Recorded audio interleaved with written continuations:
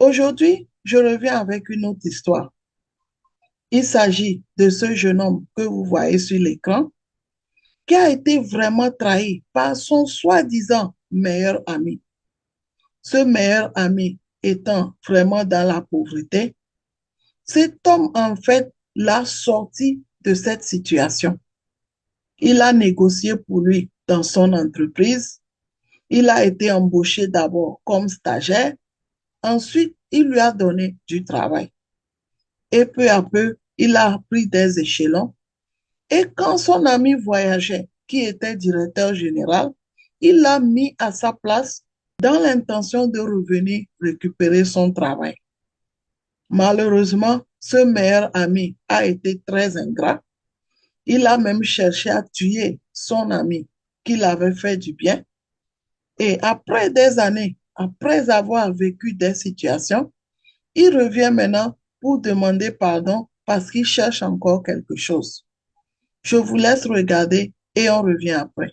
Dites-nous, qu'est-ce qui s'est réellement passé? D'accord. Sébastien Coré est un ami de longue date à moi. Nous avons fait l'université ensemble. Hmm. Et quand vous parlez de Corée, vous parlez avec un sourire. Oui, oui, parce que c'est quelqu'un de très bien. C'est quelqu'un de généreux, de gentil. Il ne mérite pas ce qui lui est arrivé. Donc, c'est un ami à moi. Nous avons fait l'université ensemble. Après les diplômes, il a eu une bourse pour la France. Alors, après sa formation, il est revenu et a intégré une structure minière dans laquelle il était directeur. Donc, moi encore étant au chômage, je passais souvent le voir pour qu'il m'aide à gérer mes factures. Donc, je lui ai dit de m'aider à pêcher plutôt que de me donner toujours du poisson. Comme ça, demain, je pourrais pêcher sans qu'il n'ait besoin de m'aider. En d'autres termes, En il vous d'autres aide. termes, qu'il m'aide à avoir un boulot pour que je sois dépendant, ne plus que je dépende de lui. Et c'est ainsi qu'il m'a fait la promesse. Et 2 semaines plus tard, au moins d'un mois, il m'a rappelé et il m'a donné un poste dans la même structure où il travaille en tant que PDG. Et moi, j'ai intégré la structure comme commercial stagiaire, ensuite commercial confirmé. Quelques années plus tard, j'ai occupé le poste de directeur, marketing. Donc, petit à petit, j'ai appris auprès de lui, vu que j'étais aussi diplômé comme lui, donc ça n'a pas été tellement difficile pour moi de me gérer. Donc, après, étant un visionnaire, il a demandé à ce que la structure l'emmène au Canada pour une formation de 2 ans, d'où au retour, il serait PDG de l'entreprise. Il allait, comment dirais-je, il allait agrandir l'entreprise sur toute l'Afrique, c'est-à-dire implanter l'entreprise un peu partout en Afrique, parce qu'il avait tellement, il avait beaucoup à donner pour l'Afrique. Il était visionnaire. Donc l'entreprise a accepté cela et il est parti. Mais avant de partir, étant son homme de confiance, il a demandé à ce qu'on me prenne comme directeur par intérim en attendant qu'il ne revienne. Ceci étant, l'entreprise a accordé sa doléance et je fus nommé comme directeur intérimaire sur les 2 années qu'il allait passer au Canada.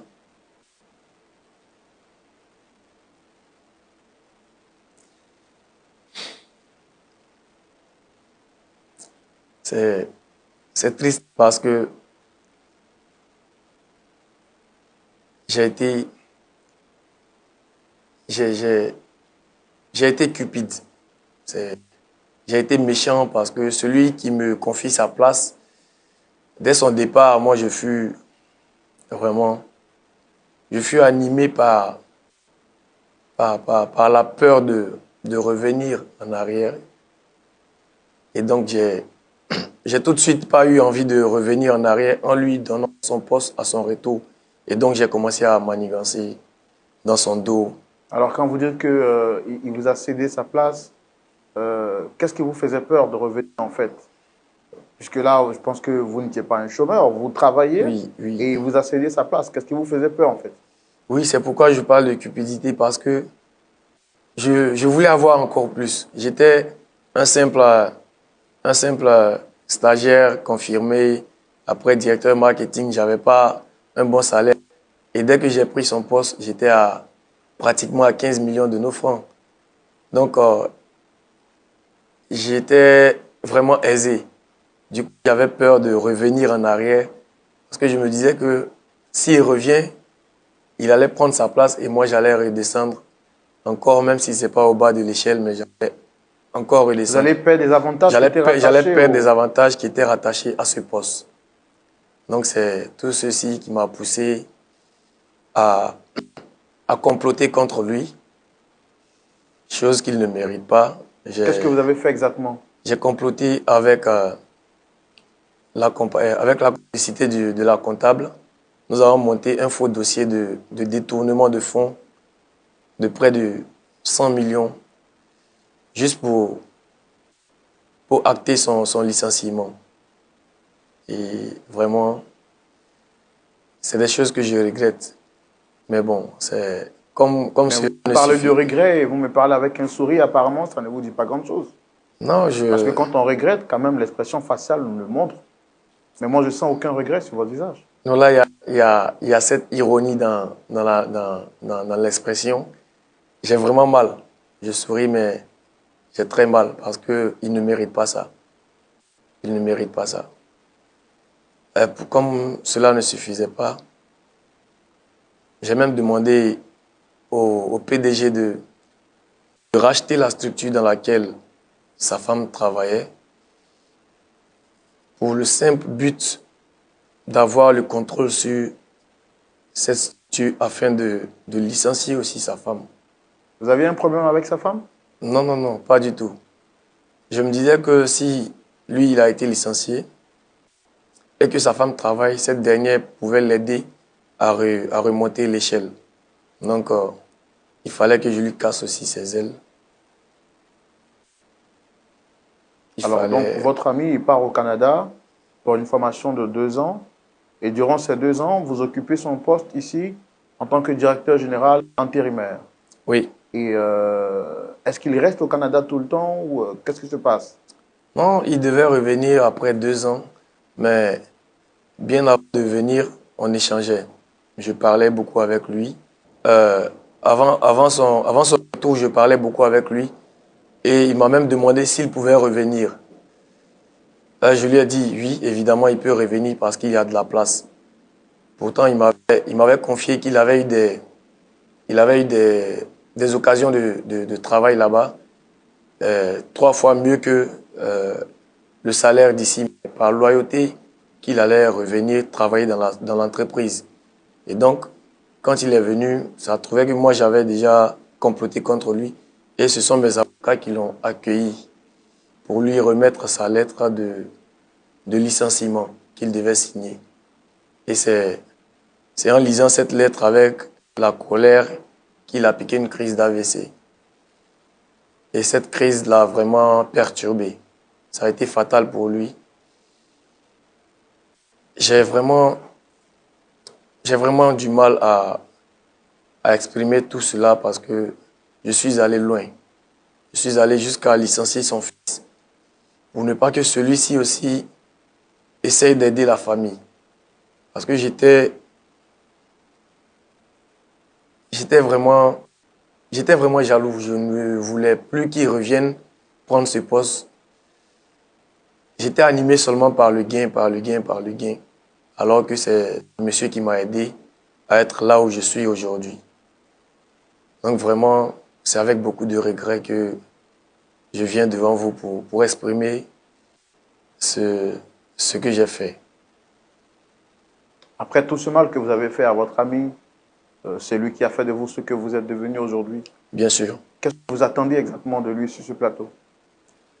Sur ce plateau, j'attends de lui, c'est vrai que ça ne sera pas facile, mais j'attends de lui qu'il me pardonne. Pourquoi c'est maintenant que vous acceptez de venir lui demander pardon après tout ce temps?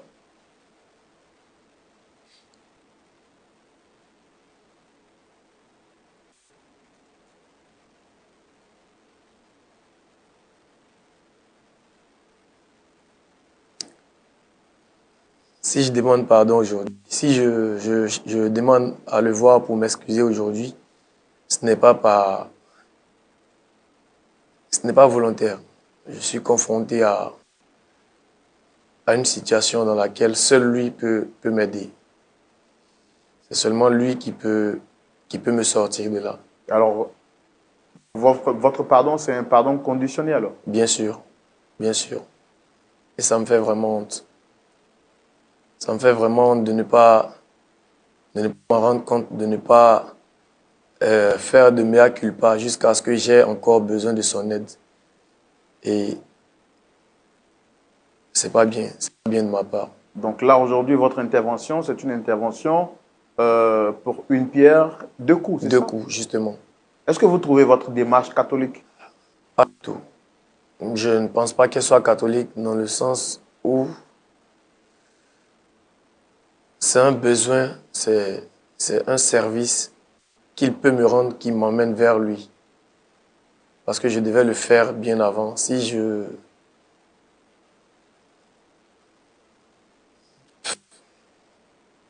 Ce qui veut dire que votre pardon n'est pas sincère, c'est ça? On peut le dire. On peut dire que le pardon, il n'est pas sincère. Mais je tiens quand même à avoir ce pardon. Vous voulez quoi exactement sur ce plateau? Sur ce plateau, je veux qu'il me pardonne. Parce que il m'a tellement fait confiance que je ne voulais pas le dire, mais... Est-ce que vous connaissez au moins notre éthique sur ce plateau? Nous, on n'est pas ici pour aider des personnes à avoir un gain par rapport à leurs intérêts. Nous sommes là pour aider des personnes à se réconcilier réellement. Là, moi, dès le premier échange avec vous, je l'ai dit que votre visage ne démontrait pas que vous êtes sincère parce que vous parlez de pardon avec un sourire un peu narquois sur le côté. Et là, vous me dites que vous êtes là parce que vous avez besoin de lui. C'est vrai que je veux faire d'une pierre deux coups. Parce que le voir dans cette situation me tracasse. Et lui et sa femme qui ne m'ont jamais rien fait de mal, qui ont toujours été là quand j'avais besoin d'eux, ça me fatigue, mais je fais mal de venir demander pardon pour avoir en retour gain de cause sur une situation que j'ai causée. C'est-à-dire, je l'ai souligné tout à l'heure, je ne voulais pas le dire, mais j'ai promis à mon PDG de lui vendre. D'accord. Moi, je pense qu'on va leur permettre d'être là sur le plateau. Voilà. Parce que moi, ça commence à me mettre un peu hors de moi. Vous m'avez dit exactement avant de venir sur ce plateau que vous êtes là pour demander pardon pour un tort. J'ai vu en vous une sincérité par rapport à une démarche. Un frère qui a fauté et qui demande pardon. C'est ce que la Bible nous recommande. Si tu as offensé ton frère, va vers lui. S'il refuse de t'écouter, prends un autre témoin. À défaut, prends deux témoins et sinon, s'il refuse, va avec l'Église. Donc, je suppose que vous avez entrepris des démarches pour demander pardon et comme ça n'a pas marché, vous êtes venu devant les témoins que nous sommes pour qu'on vous aide à demander pardon. Mais là, on constate derrière ce pardon qu'il y a encore une autre malice. Et c'est vraiment dommage de notre part. Mais bon, Pasteur Tchoumou, c'est vraiment compliqué. Ouais. On reçoit des personnes en privé qui nous disent des choses et quand ils arrivent sur le plateau, qui veulent nous faire découvrir encore d'autres choses. Est-ce qu'on peut quand même continuer cette histoire ou il faut l'arrêter carrément? Il faut qu'on aille jusqu'au bout. Il faut qu'on aille jusqu'au bout pour voir de quoi il est question réellement. Il dit que viser notre but en demandant pardon. Il dit que ça ne suffit pas de faire tort à son ami, mais comme maintenant il a d'autres problèmes, de utiliser son ami encore pour régler son problème. Donc, on peut les recevoir? Oui, on peut les recevoir. Ok, on les reçoit s'il vous plaît sur vos applaudissements.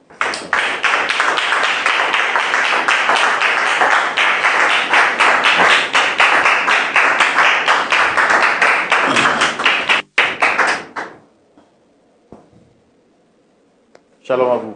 Shalom, monsieur. Vous allez bien, j'espère? Ah ouais, très bien. En tout cas, moi, je suis très content de vous avoir sur le plateau. Monsieur, madame Corée. Corée. D'accord. Je suis le frère Roland, présentateur de l'émission Point d'accord. Et juste en face, vous avez le pasteur Jean-Yves Tchoumou. Vous avez été sollicité sur ce plateau pour échanger et discuter avec une personne que vous reconnaîtrez sûrement du visage. Il est juste en face de moi, monsieur Jean-Marc. Est-ce que vous le reconnaissez, le monsieur juste à côté? Ce mec-là, c'est l'incarnation du diable. Un criminel, ce mec. Bien sûr que je connais ce visage-là. Je le connais parfaitement. D'accord, je vois vraiment que vous êtes sous le choc de l'émotion, mais je voudrais quand même que vous parliez un peu plus fort pour qu'on puisse vous entendre. Alors, vous m'avez dit que vous reconnaissez ce monsieur. Pas ce monsieur, ce criminel. Oui. L'incarnation du diable, oui, je dirais. Mais pas ce monsieur. C'est moi qui l'ai fait. Je suis à la base de son bonheur aujourd'hui. C'est grâce à moi qu'il a eu ce travail qu'on a payé. C'est grâce à moi qu'il a eu ce travail-là. À l'époque, il m'a appelé, mon frère Sébastien, je souhaiterais te voir. Comme d'habitude, je suis au bureau, passe me voir. Je vais avoir du boulot, je vais être indépendant financièrement. Trouve-moi du boulot, s'il te plaît. Une semaine après, j'ai eu à contacter mon PDG. On lui dit, vraiment, j'ai mon frère qui veut du boulot, vraiment, il faut qu'on lui trouve du boulot. L'entreprise l'a fait appel en tant qu'un agent commercial, d'abord stagiaire. Par la suite, un agent commercial confirmé. Et des années après, il était directeur de marketing. Tout ça pour l'amour que j'avais pour lui et pour sa famille. 2 ans, comme on appelle, vu l'ampleur de l'entreprise, on voulait avoir le marché sur le continent africain. Donc pour ce fait, moi, je devais suivre une formation au Canada de 2 ans. Donc j'ai demandé au PDG vraiment une doléance d'aller au Canada pour les 2 ans. Mais vu que si je pars à mon poste, il n'y aura personne, c'est ce même monsieur que j'ai sollicité à ma place en tant que directeur. Vous l'avez recommandé alors? Oui, au PDG, ce qui a été validé. Donc pendant mes 2 ans au Canada, donc quand il y a la difficulté au boulot là-bas, il m'appelle. On travaille ensemble jour et nuit. Mais j'ai remarqué à un moment donné, quand il a des promotions, il me faisait signe pour dire qu'il a des promotions. Moi, ça me ferait un plaisir d'entendre que mon frère ait des promotions au boulot. C'est une fierté pour moi. Parce que je me dis, si tu avances, que ton frère avance avec toi, c'est un bonheur. Et vu que je connais la famille, je dis le bonheur partagé. Les 2 années finies, j'appelle, comme on appelle mon frère, le soir disant frère, pour dire que je reviens au pays, par rapport au poste qui m'attendait. Arrivé au pays, j'appelle mon frère Jean-Marc. Pendant ces temps que vous avez passé au Canada, ou est-ce que vous n'avez pas eu... Oui, j'ai eu des promotions, oui. En fait, j'ai eu des opportunités.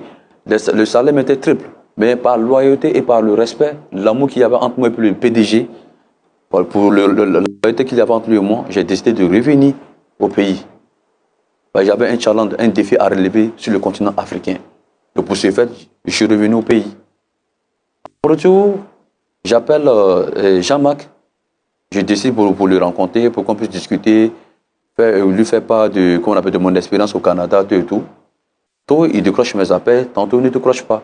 Jusqu'au jour, il m'a donné un rendez-vous au restaurant, dans un restaurant. Arrivé au restaurant, je l'appelle. Il m'a dit que malheureusement, il ne sera pas là, mais qu'il y a des avocats avec qui je dois m'entretenir avant qu'on ne se voie. Je dis qu'il n'y a pas de souci. Pour moi, ça va. J'arrive, comme on appelle, en face des avocats, des documents posés devant les avocats et qui me disent, vous voyez ces documents-là? Je dis, oui, je vois ces documents. Ces documents, c'est un document de licenciement, de votre licenciement. J'étais choqué ce jour-là, licenciement. C'est sûr que c'est de moi qu'il s'agit. Il dit, oui, oui. Et mais qui est à la base de mon licenciement? Ils m'ont dit, moi, c'est M. Jean-Marc. Il dit, Jean-Marc. J'étais tellement choqué, j'ai claqué la porte. Et à ma sortie, j'ai vu Jean-Marc, j'ai piqué une crise. Ce jour-là, j'ai interpellé Jean-Marc. Jean-Marc, crié Jean-Marc. Jean-Marc m'a vu, il ne m'a pas considéré. C'était comme si c'était un chien moi qui était en moi. N'eût été, comme on appelle, l'aide des passants, je ne serais pas sur ce plateau aujourd'hui. Et Dieu merci, comme on le dit, avoir une bonne femme à ses côtés, on aura tout gagné. J'ai fait 3 années à l'hôpital. Qui est à côté? C'est cette dame-là qui était à mes côtés, mon épouse, Madame Corée, qui m'a soutenu pendant tout ce temps. Et comme cela ne suffisait pas, monsieur s'est permis comme on appelle, d'être à la base aussi du licenciement de ma femme et de mon fils.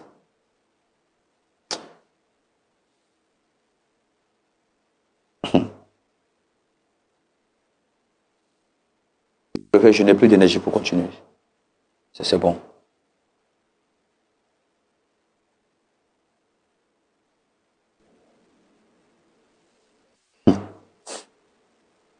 Sébastien, pardonne-moi.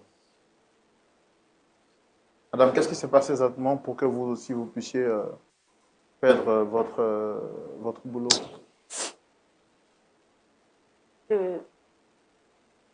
Je travaillais dans une société minière. Et tout s'est passé brusquement.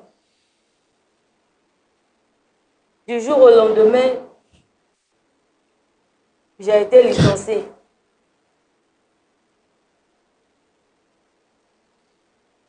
Et quelle était la raison qu'on vous a donnée pour votre licenciement?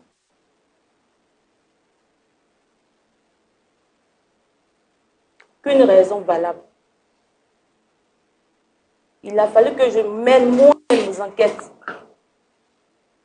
pour savoir que c'est Jean-Marc qui est assis là. Il m'a fait licencier. Et votre fils aussi a été licencié? Il était dans la même entreprise ou une entreprise différente? De par sa faute. C'est le même gars là, de par sa faute. Votre fils travaillait où? Dans la même entreprise que sa maman. Et là, en tant que stagiaire. Aujourd'hui, tu te permets pour nous demander pardon.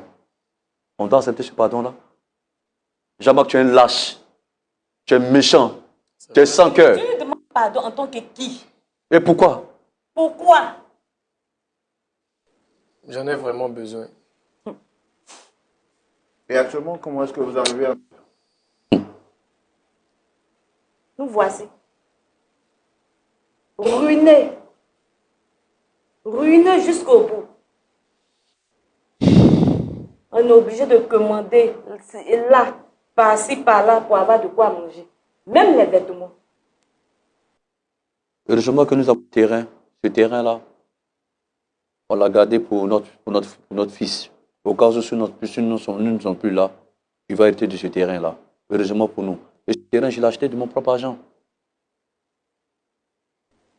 C'est la seule richesse que vous avez aujourd'hui? La seule. Rien que ça. Rien que ça. Rien. Rien que ça. Rien. Justement, c'est de ce terrain que je voulais vous parler.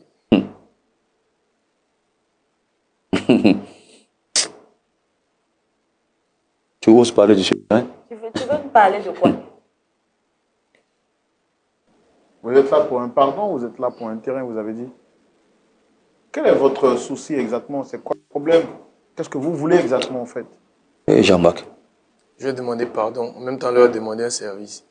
Eh Jean-Marc. On ne veut pas de ton pardon, on s'en fout de ça, Jean-Marc. On s'en fout de ton pardon. Monsieur l'animateur. Et tu vas parler de famille? Toi, tu connais le sens de la famille? Pardonnez. Toi, tu connais le sens de la famille? Je ne veux pas aller en prison. Hein? Tu vois? Jean-Marc, on s'en fout de ton pardon. Garde ton pardon. La prison là, tu vas la faire. Tu vas faire Pensez à mes pire. enfants. Pensez à mes enfants. Donc tu as des enfants. Sébastien. Hein? Tu as pensé à mon fils. Tu as pensé à ma famille. En fait, je veux comprendre bien. Où est le rapport entre pardon, terrain, prison? Je ne comprends pas. Son pardon n'est pas sincère en fait. C'est ce que je comprends très bien. Son pardon n'est pas sincère. Si tu avais l'opportunité. Attendez-moi, je veux comprendre quelque chose, s'il vous plaît, M. Corée. Vous dites que vous voulez demander pardon, ensuite vous nous parlez de terrain, vous nous parlez de prison. S'il ne vous accorde pas le pardon, c'est dit que vous allez en prison, c'est ça? Bien sûr.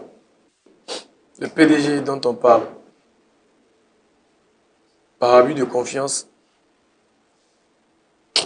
Sébastien m'a tellement fait confiance qu'il m'a montré la seule parcelle qu'il a achetée pour son fils au cas où il irait à la retraite. Et j'ai demandé au PDG de racheter ce terrain pour construire la cité des travailleurs de cette société minière. Il m'a envoyé près de 100 millions. Et je n'ai pas acheté le terrain. J'ai pris cet argent pour faire d'autres choses. Et aujourd'hui, le PDG dit qu'il vient bientôt. Et s'il vient que ce terrain n'est pas à son nom, je risque de perdre et mon boulot. Et j'irai en prison. C'est la raison pour laquelle j'ai décidé de leur demander pardon. Et de leur demander de me vendre ce terrain, quel que soit le prix, pour éviter que je perde mon boulot. Et d'aller en prison. Jean-Marc, une fois de plus, tu montres que tu es un démon. Tu montres que tu es vraiment un démon. Et ton pardon n'est pas sincère. Si ce n'était pas Ton pardon est conditionné. Si ce n'était pas le terrain là, tu n'allais jamais nous demander pardon. C'est parce que tu es coincé que tu es venu nous demander pardon. Jamais. Pardonnez-moi. Je dis jamais. Je ne veux pas aller en prison. Tu as tué. Je ne veux pas aller en prison. Jean-Marc, s'il te plaît. Jean-Marc, ne me touche pas. Laisse-moi, Jean-Marc. Jean-Marc, laisse-moi. Oh, laisse-moi. Laisse-moi. Il est hypocrite. Non. Tu me touches pas. Non, s'il vous plaît, on va essayer. Tu me touches pas. Dégage. Pardonnez-moi, s'il vous plaît. Dégage. Tu me touches pas. Tu me touches pas. Tu me touches pas. Essayez de vous calmer. Essayez de vous calmer. Même si on te pardonne, on ne va jamais te vendre ce terrain-là. Tu es un lâche. Rasseyez-vous, s'il vous plaît. Tu mérites la prison, toi. Sans cœur, criminel. Tu mérites de faire la prison. Pardon.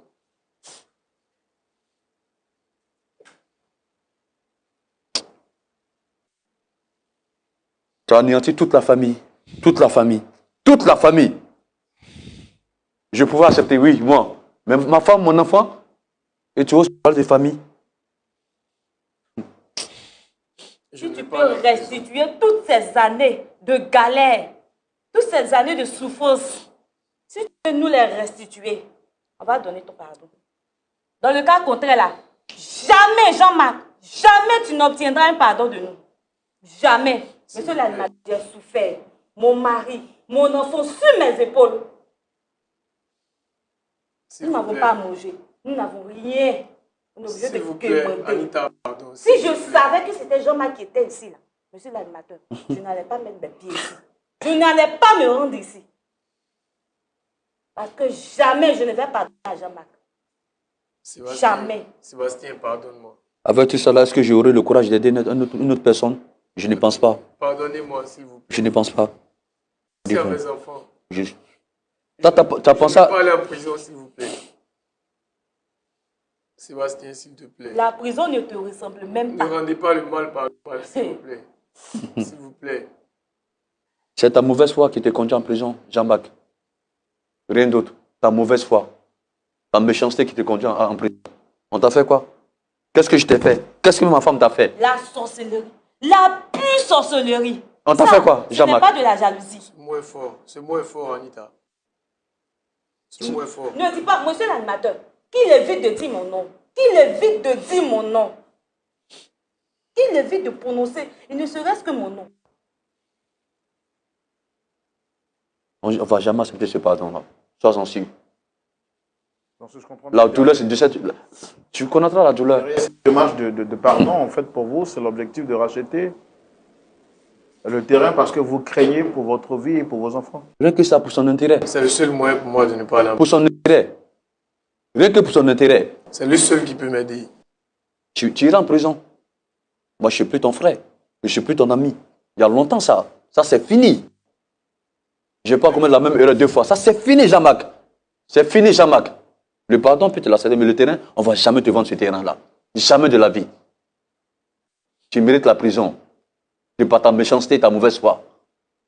Et avec cet argent que vous avez pris à votre directeur ou à votre boss, comme vous le dites, est-ce que vous n'avez pas quand même une présence d'esprit pour acheter un autre terrain? Qu'est-ce que vous avez fait exactement de l'argent? Bien sûr, j'ai voulu acheter un autre terrain, mais c'est ce terrain qu'il voulait forcément parce que ce terrain se trouvait en bordure de mer. Et donc, il voulait construire une cité là-bas. Sinon que je lui ai proposé d'autres terrains, mais il n'a pas voulu. Il n'a pas voulu entendre raison. Mais pourquoi proposer à votre patron un terrain qui ne vous appartient pas, grave, qui appartient à votre ami, que vous savez qu'il avait déjà acheté? Quelles étaient vos intentions en fait? Est-ce qu'il a mal fait de vous aider? Est-ce qu'il a mal fait d'être gentil envers vous? Non, pas du tout. Si tu avais vraiment la crainte de Dieu, tu n'aurais pas fait ça, Jean-Marc. Je le regrette.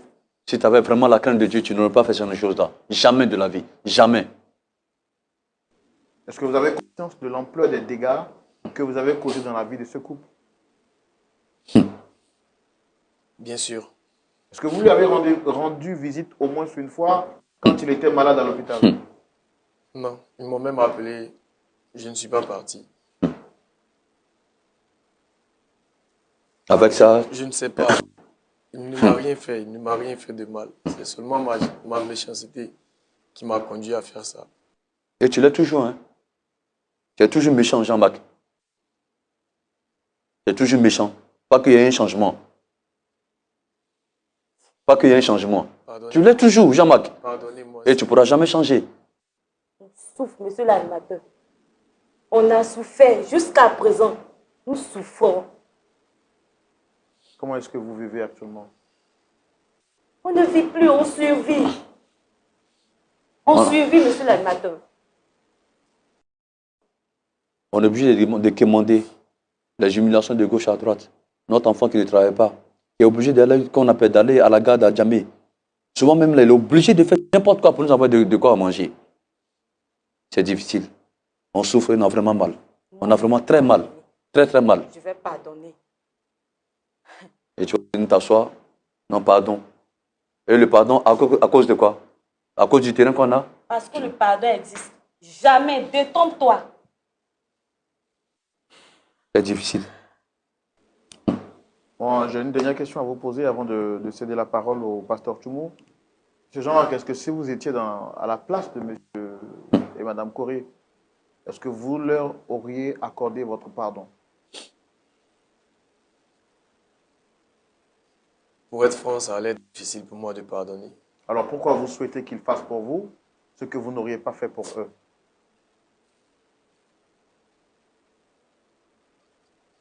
Sébastien est quelqu'un de gentil et moi non. Ce n'est pas toutes ces belles phrases-là qui feront que je vais changer d'avis. Jean-Marc, ça c'est fini. La confiance, ça c'est fini. Plus jamais, plus jamais, plus jamais. Au grand jamais. Gentil ou pas, ça c'est fini. Monsieur l'animateur, je vais sortir. D'accord. Vraiment, on va laisser la parole au pasteur. Pasteur Tchoumou, ici. la méchanceté existe dans ce monde. Avec que je n'allais La jamais venir ici. trahison existe dans ce monde. On peut le voir souvent dans nos films, dans des histoires, mais aujourd'hui, sur ce plateau, j'ai plus de mots pour poser des questions parce que cette situation est difficile. Difficile à concevoir et à imaginer. Monsieur Jean-Marc ici présent, qui a reçu tous les bontés de son meilleur ami, qui a fait de lui ce qu'il est devenu, lui a retourné le couteau dans le dos alors qu'il avait le plus besoin de lui.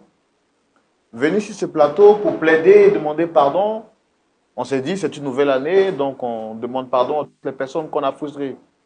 On découvre que derrière ce pardon qu'il demande est cachée une autre raison. Et la raison, on la découvre, c'est qu'il a besoin de racheter ce terrain qu'il a promis à son grand patron au risque de se faire envoyer ou mettre en prison car celui-ci a raconté des faussetés à son directeur. Venu sur ce plateau, il plaide à la fois pour avoir le pardon, mais aussi pour qu'on lui donne la possibilité de racheter le terrain qui est l'unique bien qui reste à monsieur et madame Corée après avoir été licenciés abusivement de leur emploi qui faisait aujourd'hui d'une personne ou d'un couple digne. Quel est votre point de vue par rapport à cette question? On va le savoir tout de suite dans la rubrique à la loupe de la parole. Pasteur Tchoumou. Oui. Bon, Roland, moi, j'ai comme l'impression que je ne comprends pas ce qui se passe. Donc, peut-être que Jean-Marc peut m'aider à mieux comprendre. Jean-Marc, tu travailles toujours? Travaille. Comme directeur? Oui, je travaille comme directeur. Donc, tu es toujours dans la société? Oui. D'accord. Tu voulais être directeur, non? C'est pour ça que tu as monté coup contre Corée. C'est ça? Tu voulais être directeur, non? C'est Corée qui a demandé à ce que que j'assure son intérim. Oui, mais quand il était là-bas, à l'étranger, Oui, c'est là que tu as monté le coup pour que tu puisses maintenir sa place, non? bien C'est à sûr, sa place là que tu es maintenant. bien sûr. Et lui, il n'est plus dans le travail, il ne travaille plus. Oui, il a été licencié. Il a été licencié. Bon, mais c'est bon, non? Ça te plaît? J'en suis pas fier. Non, je n'ai pas demandé si tu étais fier, mais je demande si ça te plaît. Si ça te plaît, parce que comme tu as désiré ça, maintenant il ne travaille plus, tu as à sa place maintenant, tu es satisfait, non? Non. Mais tu n'es pas satisfait. Tu as un salaire, non? Oui, Bon, sur les biens, je suis satisfait, mais moralement, intérieurement, je suis rongé parce que j'ai causé. d'accord. Bon, maintenant, Corée, là. Corée, Sébastien qui est là avec sa femme. Ils disent que ils sont obligés de faire la manche, d'aller de ça et là pour demander à manger. Ils n'ont pas à manger. Bon, hein? Et ils ont conservé leur terrain. Toi, tu travailles, tu as travail, tu es directeur, hein? Et tu as tout pris. Maintenant, tu veux prendre encore le terrain. Donc, tu veux quoi? Tu veux que Corée, sa femme meure. C'est ça que tu veux? Non. Mais qu'est-ce que tu veux? J'ai promis ce terrain au PDG. Oui, qu'est-ce que tu veux pour Corée et sa femme? Bon. Quoi? Tu veux plus qu'ils existent. Son choix. C'est pas mon Toi, intérêt. tu as dit que lorsque tu ne travaillais pas et qu'il est venu qui travaillait, tu allais le voir et puis il te donnait de l'argent. Le terme que tu as utilisé, tu as dit qu'il te donnait du poisson. Et toi, tu lui as dit que apprends-moi à pêcher, que tu toujours me donner à manger. C'est comme ça qu'il t'a donné un travail dans le lieu où il était.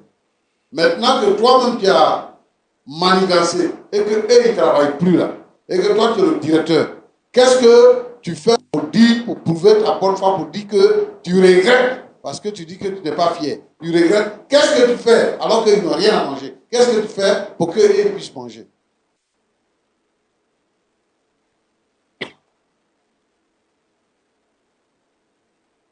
Tu n'es pas fier, mais tu n'es pas prêt aussi pour qu'eux, ils mangent. Tu veux les rendre misérables, c'est ça?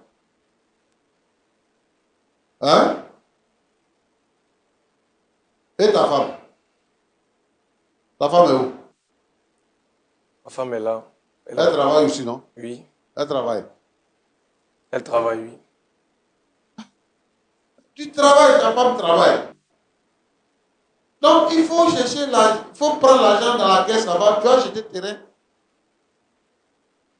Hein? C'est toi que le directeur général, c'est ça, non? Oui.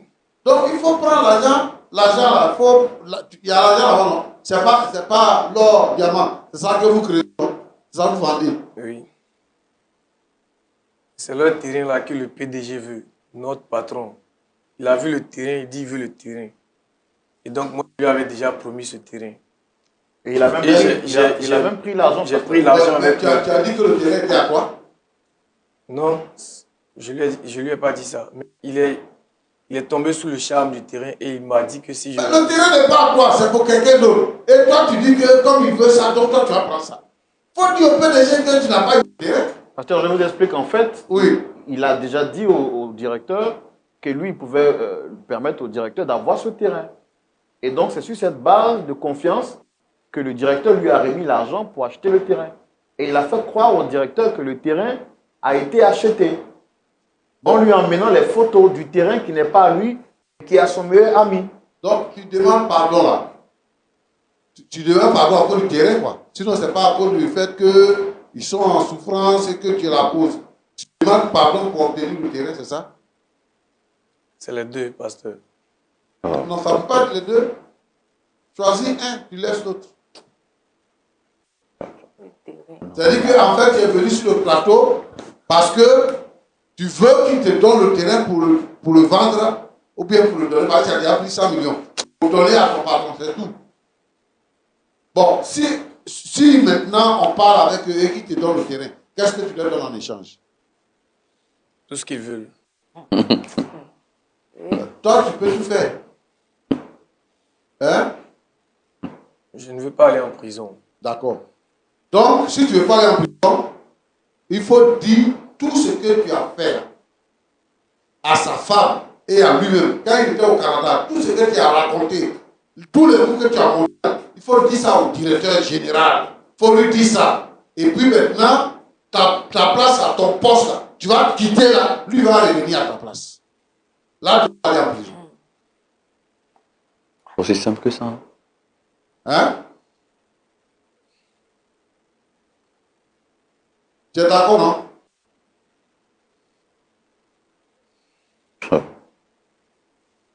Tu es d'accord? Jean-Marc? Oui, papa. C'est-à-dire que tu quittes ta place, ton poste là, tu quittes. Et puis lui va remonter là où il est. C'est pour ne pas faire cela que je l'ai torpillé. D'accord. Tu sais, moi, ce genre d'affaires comme ça, moi, je ne règle pas ça. Moi, je ne règle pas comme ça. Un homme comme ça, là, qui lui a permis de venir sur ce plateau-là? Vraiment, franchement. Parce que moi, je ne comprends même pas. C'est une affaire qui n'a pas de tête, qui n'a pas de queue. Tu as fait renvoyer le monsieur, tu as fait renvoyer sa femme, tu as fait renvoyer son enfant. Ils n'ont plus de situation. Le seul bien qu'ils ont dans la vie, là, c'est le terrain. Terrain, encore, c'est ça qu'il veut. Oui. Et tu veux te servir de nous pour prendre son terrain. Et puis lui, il va devenir quoi? Et toi, tu es directeur, tu es dans ton coin, ta femme travaille, vous avez l'argent, vous avez tout ce qu'il faut pour vivre bien. Tu n'es même pas capable, hein, de voiler un peu ce que tu fais. Pour de temps en temps lui donner 100 000, 500 000, pour lui donner ça de temps en temps. Tu ne fais pas ça, hein? Comme lui faisait pour toi, là. Au moment où toi tu faisais rien, là. Et puis tu te donnais, là. Sébastien, Oui. lui, là, c'est pas un ami. Non, c'est pas un ami, papa.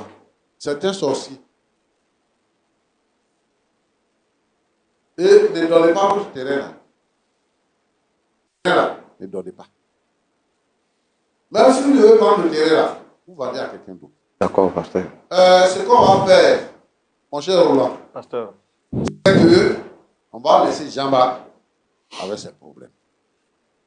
Mais ici, je veux interpeller les frères et les sœurs en Christ d'avoir le discernement, de regarder avant de poser les actes.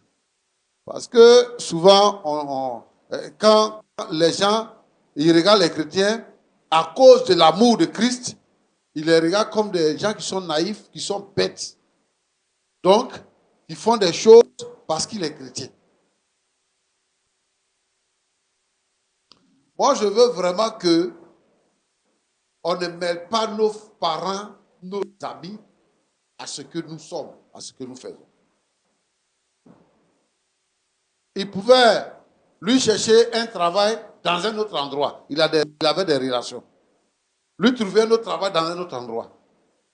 Lui, il le connaît. Donc, il est venu dans son travail. Il sait comment il va faire pour l'avoir. Si, mon frère, ma soeur, si tu es là, et que tu as un bon travail, si quelqu'un a besoin de travail, il faut chercher un autre endroit. Si tu as la possibilité de lui donner un travail, il ne faut pas le prendre là où toi tu es. Parce qu'on ne connaît pas les intentions des gens. Et puis, il ne faut pas montrer tes projets à quelqu'un d'autre. Si tu as des projets, si toi tu n'as pas dit que tu as terrain, si tu ne lui as pas montré ton terrain là, il ne va pas faire encore des coups pour venir vers toi. Si vous avez des projets, les projets là c'est pour vous et pour votre famille. Il faut que vous preniez les projets, vous les mettez devant le Seigneur, que vous réalisez vos projets en silence.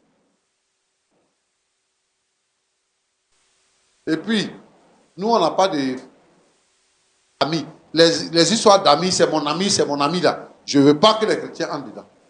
On a des frères et des sœurs en Christ. On manifeste l'amour de Dieu envers les frères et les sœurs en Christ. Mais il faut avoir des limites dans ce qu'on fait. C'est les limites que vous n'avez pas eues. Pourquoi vous avez fait l'école ensemble? Et puis, toi tu es parti, tu es venu, tu travailles, puis lui il ne travaille pas. C'est à cause de sa méchanceté-là. Parce que si Dieu a courbé quelqu'un, et puis tu dis que c'est toi qui es intelligent, tu vas le redresser là, ton dos va se casser. Et c'est ce qui est arrivé. Comme lui là, il est méchant, et que la malédiction pèse sur lui là, c'est la malédiction là qui le poursuit. Donc Jean-Marc, nous on ne peut pas régler ton problème. Ce genre de problème, nous on ne règle pas. Moi j'ai pensé, comme Roland le disait, que vraiment tu regrettais un fait. Nous on est ici pour réconcilier les gens.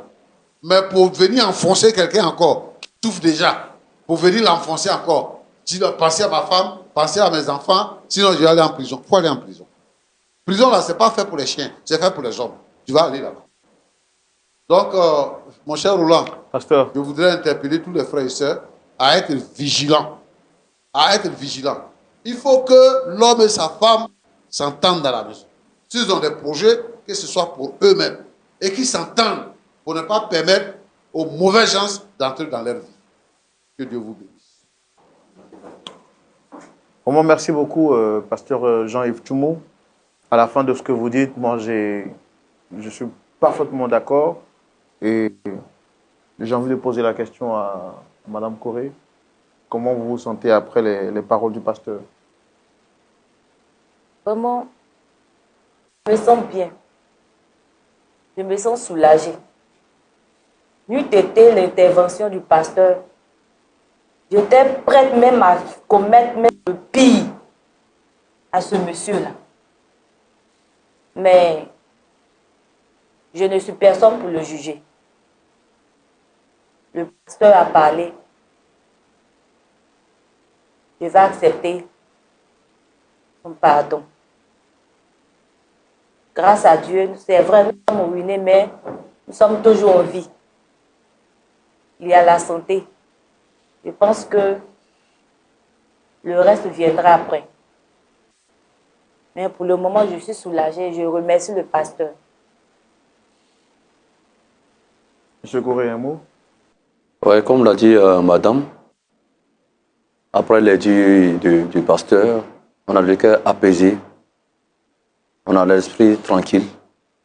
Et nous avons foi en Dieu, on sait que notre situation va s'améliorer. Le pardon, on dit que le pardon, il est divin. On accepte le pardon. Mais concernant la vente du terrain, comme le pasteur l'a dit, on ne va pas vendre le terrain. Et je remercie beaucoup le pasteur pour ses mots. Ils nous ont beaucoup réconfortés. Que Dieu nous garde tous et qu'il nous protège du mal. De nos jours, je ne conseillerais même personne d'avoir meilleur ami. Vous savez, ceux-là qui se retrouvent inférieurs à vous, ceux-là que vous passez votre temps à aider, à relever le niveau, je vous assure, c'est eux qui deviennent plus tard vos ennemis. Celui-là qui ne trouvait pas à manger, lorsque tu le sors de cette pauvreté, que tu lui donnes à manger, c'est cette personne qui se rassasiera pour venir vomir sur toi. Malheureusement, la vie est faite comme ça. Pourtant, lorsque ces gens souffrent et qu'on refuse de les aider, ils se portent en victime.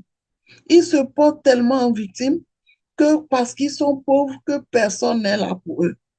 Mais lorsqu'on s'engage aussi à les sortir de la pauvreté, en réalité, c'est ce qui se passe. Plus on les aide, plus on devient leurs ennemis. Regardez ce cas comme ça.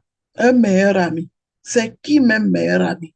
Moi, je n'ai pas de meilleur ami et je ne conseille à personne d'avoir meilleur ami.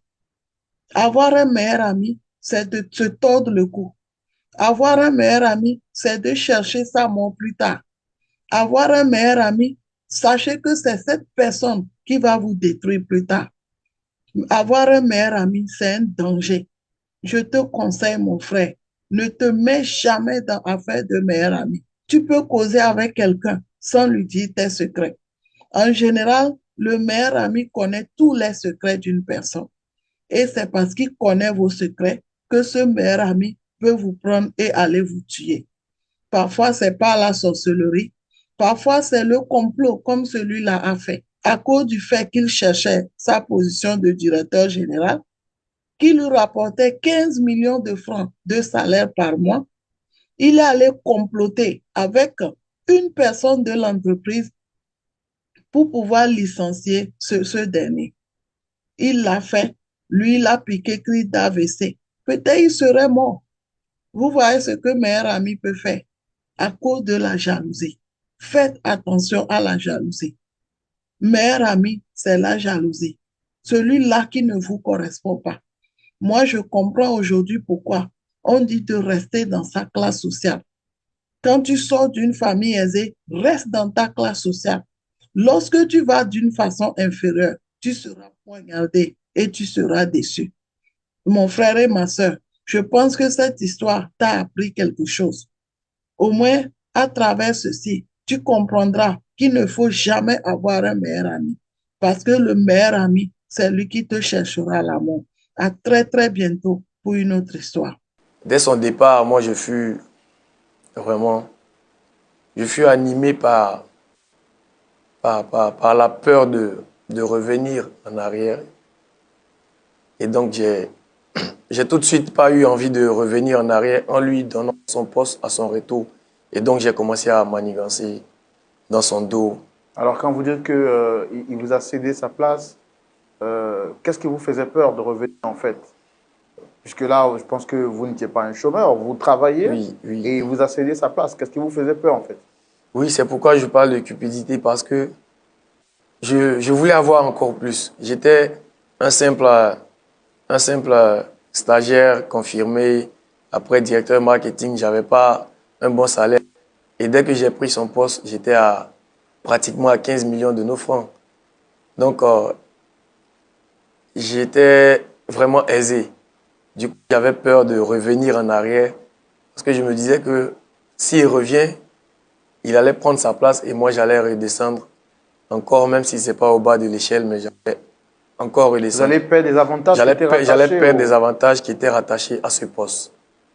Donc, c'est tout ceci qui m'a poussé à comploter contre lui, chose qu'il ne mérite pas. Qu'est-ce que vous avez fait exactement? J'ai comploté avec la complicité de la comptable. Nous avons monté un faux dossier de détournement de fonds de près de 100 millions juste pour acter son licenciement. Et vraiment, c'est des choses que je regrette. Mais bon, c'est comme vous parlez de regret et vous me parlez avec un sourire, apparemment, ça ne vous dit pas grand-chose. Non, Parce que quand on regrette, quand même, l'expression faciale nous le montre. Mais moi, je sens aucun regret sur votre visage. Non, là, il y a cette ironie dans l'expression. J'ai vraiment mal. Je souris, mais j'ai très mal parce qu'il ne mérite pas ça. Il ne mérite pas ça. Comme cela ne suffisait pas, j'ai même demandé au PDG de racheter la structure dans laquelle sa femme travaillait pour le simple but d'avoir le contrôle sur cette structure afin de licencier aussi sa femme. Vous aviez un problème avec sa femme? Non, non, non, pas du tout. Je me disais que si lui, il a été licencié et que sa femme travaille, cette dernière pouvait l'aider à remonter l'échelle. Donc, il fallait que je lui casse aussi ses ailes. Donc, votre ami, il part au Canada pour une formation de 2 ans. Et durant ces 2 ans, vous occupez son poste ici en tant que directeur général intérimaire. Oui. Et est-ce qu'il reste au Canada tout le temps ou qu'est-ce qui se passe? Non, il devait revenir après 2 ans. Mais bien avant de venir, on échangeait. Je parlais beaucoup avec lui. Avant son retour, je parlais beaucoup avec lui. Et il m'a même demandé s'il pouvait revenir. Je lui ai dit oui, évidemment, il peut revenir parce qu'il y a de la place. Pourtant, il m'avait confié qu'il avait eu des occasions de travail là-bas, 3 fois mieux que le salaire d'ici. Par loyauté, qu'il allait revenir travailler dans l'entreprise. Et donc, quand il est venu, ça trouvait que moi, j'avais déjà comploté contre lui. Et ce sont mes avocats qui l'ont accueilli pour lui remettre sa lettre de licenciement qu'il devait signer. Et c'est en lisant cette lettre avec la colère qu'il a piqué une crise d'AVC. Et cette crise l'a vraiment perturbé. Ça a été fatal pour lui. J'ai vraiment du mal à exprimer tout cela parce que je suis allé loin. Je suis allé jusqu'à licencier son fils pour ne pas que celui-ci aussi essaye d'aider la famille. Parce que j'étais vraiment jaloux. Je ne voulais plus qu'il revienne prendre ce poste. J'étais animé seulement par le gain, par le gain, par le gain. Alors que c'est le monsieur qui m'a aidé à être là où je suis aujourd'hui. Donc vraiment, c'est avec beaucoup de regrets que je viens devant vous pour exprimer ce que j'ai fait. Après tout ce mal que vous avez fait à votre ami, c'est lui qui a fait de vous ce que vous êtes devenu aujourd'hui. Bien sûr. Qu'est-ce que vous attendiez exactement de lui sur ce plateau? Sur ce plateau, j'attends de lui, c'est vrai que ça ne sera pas facile, mais j'attends de lui qu'il me pardonne. Pourquoi c'est maintenant que vous acceptez de venir lui demander pardon après tout ce temps?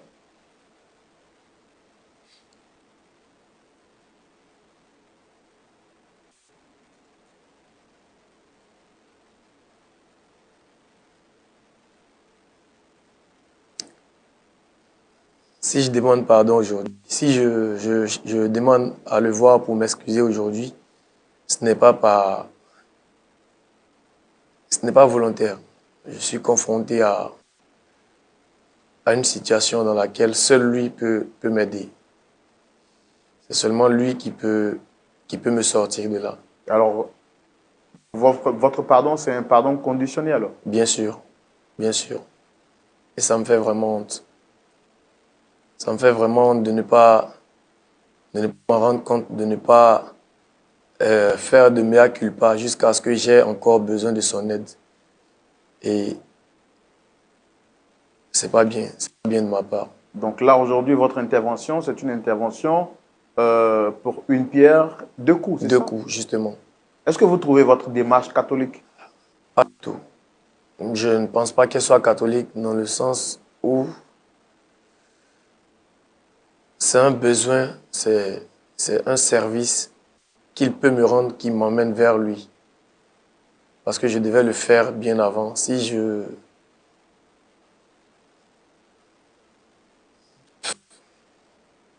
Ce qui veut dire que votre pardon n'est pas sincère, c'est ça? On peut le dire. On peut dire que le pardon il n'est pas sincère. Mais je tiens quand même à avoir ce pardon. Vous voulez quoi exactement sur ce plateau? Sur ce plateau, je veux qu'il me pardonne. Parce que il m'a tellement fait confiance que je ne voulais pas le dire, mais...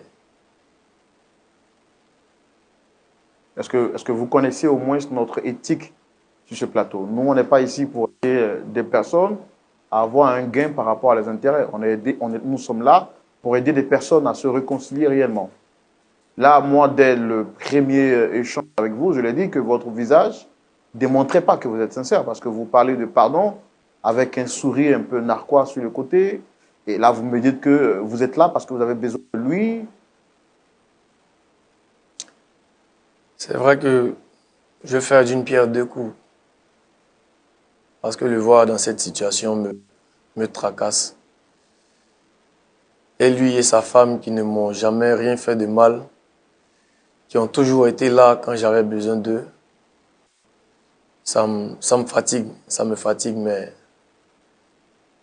je fais mal de venir demander pardon pour avoir en retour gain de cause sur une situation que j'ai causée. C'est-à-dire, je l'ai souligné tout à l'heure, je ne voulais pas le dire, mais j'ai promis à mon PDG de lui vendre. D'accord. Moi, je pense qu'on va leur permettre d'être là sur le plateau. Voilà. Parce que moi, ça commence à me mettre un peu hors de moi. Vous m'avez dit exactement avant de venir sur ce plateau que vous êtes là pour demander pardon pour un tort. J'ai vu en vous une sincérité par rapport à une démarche. Un frère qui a fauté et qui demande pardon. C'est ce que la Bible nous recommande. Si tu as offensé ton frère, va vers lui. S'il refuse de t'écouter, prends un autre témoin À défaut, prends 2 témoins et sinon, s'ils refusent, va avec l'Église. Donc, je suppose que vous avez entrepris des démarches pour demander pardon et comme ça n'a pas marché, vous êtes venu devant les témoins que nous sommes pour qu'on vous aide à demander pardon. Mais là, on constate derrière ce pardon qu'il y a encore une autre malice.